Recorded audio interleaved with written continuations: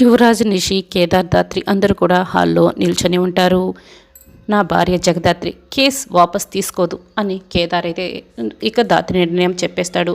అప్పుడే యువరాజ్ చాలా కోపంగా, అసలు నువ్వు మగాడివేనంట్రా, నీ ప్లేస్లో నేనే కనుక ఉండుంటే నా భార్యని కొట్టి తిట్టి స్టేషన్కి లాక్కి వెళ్ళి కేసు వాపస్ తీసుకునేలా చేస్తాను.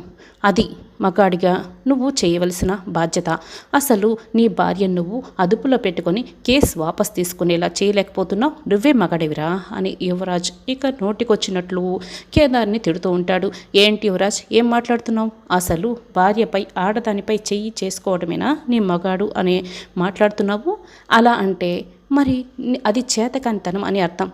ఇప్పుడు నేను కేసు వాపస్ తీసుకోను అంటే నేను ఎంత బాధపడితే ఆ కేసు వాపస్ తీసుకోనని చెప్పాను. నా భర్త నన్ను అర్థం చేసుకున్నాడు కాబట్టి నాకు సపోర్ట్గా నిలబడ్డాడు. అయినా మధు కష్టాలకి కన్నీళ్ళకి కారణం నేను అయ్యుండొచ్చేమో, కానీ నేను కేసు వాపస్ తీసుకోవటం అయితే కారణం కానే కాదు.